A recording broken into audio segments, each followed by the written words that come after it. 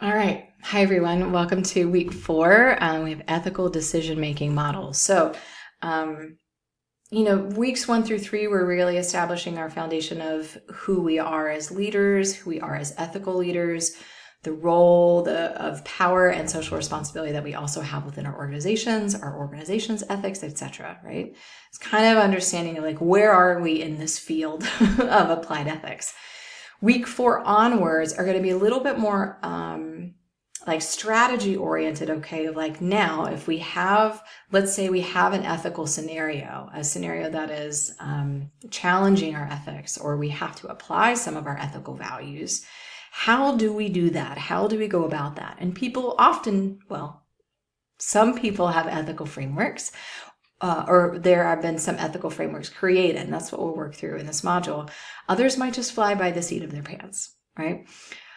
If you have an ethical decision-making model, if you have a framework to follow, that can be so incredibly helpful for you as the leader because you have something else to rely on and something else to like keep you in check or hold your hand or give you the step-by-step of like, great, we've got a problem, we've got a conundrum. What do we do about it? What do we do with it?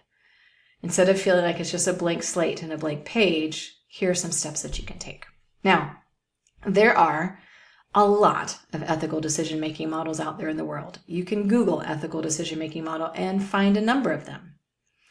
As part of designing this course, I did not want to give you 20 to choose from. I found 2 that are pretty accessible and pretty flexible. Some of them are also like fairly well known for different reasons. And each of them has they have some strengths and they also have some critiques. And so we'll also look at those, like what are the strengths of this ethical decision-making model and how are people actually critiquing it? Because that's also important.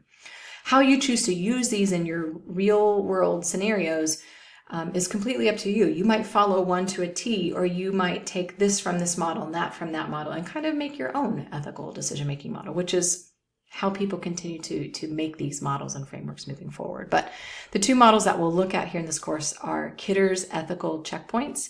There are actually 9 ethical checkpoints there, like 9 little steps or guiding questions that you can ask yourself, and something called the PLUS model. And that's a 4-step model. It's an acronym PLUS. You'll see once you get into it. So those are the 2 models that we'll work from. You also have some lessons here with some case study scenarios of like, here's an ethical scenario that might be relevant to you. And maybe you've already experienced something like this in your organization. And what does it look like to attend to that case study scenario using Kidder's ethical checkpoints? What does it look like to attend to that scenario using the PLUS model and that framework? And how do we get at different elements of our ethical decision-making, like what we actually decide to do using some of these frameworks? So there are no additional readings. Most of the reading that you'll have with these models are specifically just in your lessons for you here in Canvas. So do make sure you attend to each lesson and take notes along the way and or download or save the pages as you need. As far as your assignment, this is the first assignment activity that we will do where we're engaging AI. And so that discussion is titled Ethical Leadership in AI, a Stakeholder Simulation. If you need to review week 1, it's back in near like course orientation. It's a lesson of like how we're using AI in this course.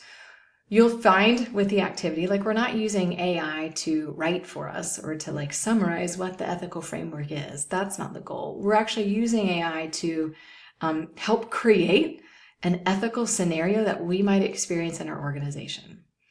And then take that scenario with one of your chosen models. You can choose Kidder's model or you can choose the PLUS model, and applying those frameworks to that scenario and interacting with AI, like asking AI questions about it. And AI will ask you questions, and you kind of get into this conversation about how to go about solving that, maybe not solving that issue, but making some decisions and really feeling like you can see how we can use these frameworks in action.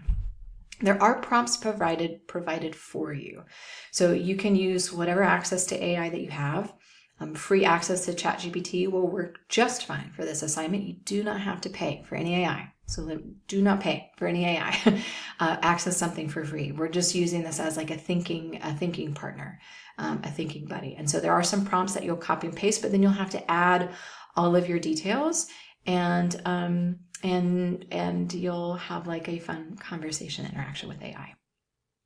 The discussion assignment you'll see is kind of about reflections of what it was like to do that and what did you learn from it. So everything is there for you in that discussion.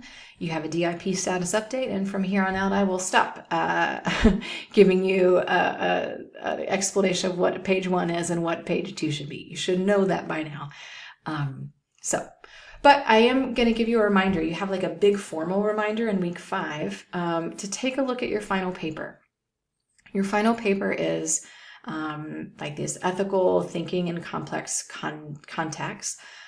If you might have breezed over your final paper assignment back in your course orientation back in week 1, it's time to download it again, or to maybe not download it, but you're looking at the assignment again.